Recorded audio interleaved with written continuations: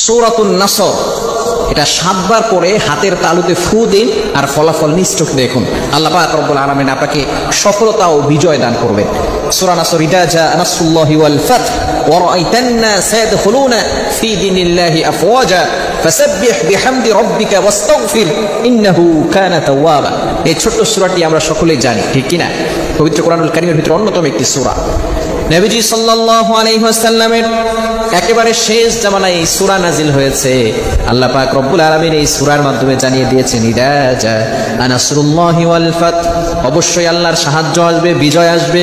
ওয়া রাআইতান নাস সায়াদখুলুনা ফি দীনিল্লাহি আফওয়াজা, মানুষ দলে দলে ইসলামের দিকে, ইসলামের ছায়ার তলে হাজির হয়ে যাবে, ইসলাম ধর্ম গ্রহণ করবে। খুবই চমৎকার একটি সূরা। ফাসাব্বিহ বিহামদি রাব্বিকা ওয়াস্তাগফির। এজন্য আমাদের কি করতে হবে? আল্লাহ তাআলার প্রশংসা করতে হবে। বিজয় যদি আনতে চাই, সফলতা যদি আনতে চাই, বেশি বেশি ইস্তিগফারের আমল করতে হবে। বিহামদি রাব্বিকা ওয়াস্তাগফির, ইস্তিগফার আমল করতে হবে, আল্লাহর প্রশংসা করতে হবে এবং তাওবা করতে হবে। ইন্নাহু কানা তাওয়াবা। এই সূরার ভিতরে অনেক বরকতময় একটি সূরা। এই সূরা যদি কোনো ব্যক্তি 7 বার পরে হাতের তালুতে ফু দেয়, আল্লাহ পাক রব্বুল আলামিন আপনাকে সফলতা দান করবেন, সাকসেসফুল ম্যান আপনি হয়ে যাবেন। শুধু তাই নয়, আল্লাহ পাক রব্বুল আলামিন আপনাকে বিজয় দান করবেন। অনেক সময় দুশমনরা আপনার উপরে দুশমনি করতে চায়, বিশেষ করে যে সমস্ত মা বোনেরা আছেন বিবাহ করার পরে শ্বশুর শাশুড়ির কাছে যান, অনেক সংসারের ভিতরে এমন সমস্যা হচ্ছে, শ্বশুর শাশুড়ির কাছে বৌমা নির্যাতিত হচ্ছে অথবা বউয়ের মাধ্যমে শ্বশুর শাশুড়ি নির্যাতিত হচ্ছে।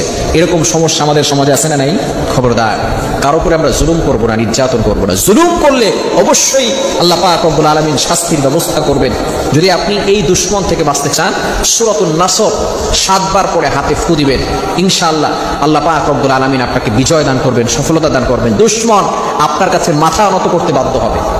এই জন্য ইয়াকিনের সাথে শুধু আপনি সূরা নাসর পড়লেন না, নামাজ পড়লেন না, এটা হবে না। অবশ্যই 5 ওয়াক্ত নামাজ পড়বেন। নামাজ ছাড়া কখনো শান্তি আসবে না। নামাজ পড়বেন, আল্লাহর কাছে দোয়া করবেন এবং দুশমন থেকে বাঁচার জন্য আরো একটি ছোট্ট আমল আপনি করতে পারেন। আল্লাহুম্মা ইন্না নাজআলুকা ফি নুহুরিহিম ওয়া নাউযু বিকা মিন শুরুরিহিম। এই ছোট্ট দোয়াটি ফজরের নামাজের পরে 7 বার এবং মাগরিবের নামাজের পরে 7 বার, এটাও 7 বার করে পড়বেন। পরে যখন আপনি পড়বেন, তখন আপনি যারা আপনার সাথে দুশমনি করছে তাদের কথা আপনি স্মরণ করবেন। দেখবেন ইনশাআল্লাহ কয়েকদিনের ভিতরে দুশমন আপনার কাছে মাথা নত করতে বাধ্য হবে। এজন্য আমরা ইয়াকিনের সাথে করব, ট্রাস্ট করব যে আল্লাহ তাআলার কোরআনের ভিতরে পাওয়ার রয়েছে। কোরআনের আমল করলে, কোরআনে আমল করলে আল্লাহ পাক রব্বুল আলামিন আমার জন্য সহজ করে দিবেন। দুশমন আমার কাছে বিজয় লাভ করতে পারবে না, দুশমন আমার কাছে মাথা নত করবে। এজন্য অবশ্যই ইয়াকিন থাকতে হবে, বিশ্বাস থাকতে হবে, নামাজ ছাড়া যাবে না। এবং অবশ্যই এই দোয়াটি আমরা পড়ব, আল্লাহুম্মা ইন্না নাজআলুকা ফি নুহুরিহিম ওয়া নাউযু বিকা মিন শুরুরিহিম।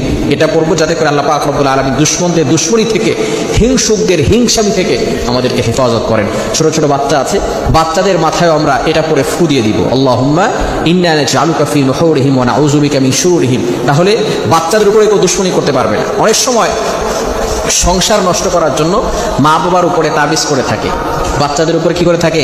তাবিজ করে থাকে। এগুলো থেকে বাঁচার জন্য এই আমলগুলো আমরা করবো। 5 ওয়াক্ত নামাজের পরে এই আমলগুলো করার চেষ্টা করবো। আল্লাহ তাআলা আমাদের সকলকে বুঝার তৌফিক দান করে।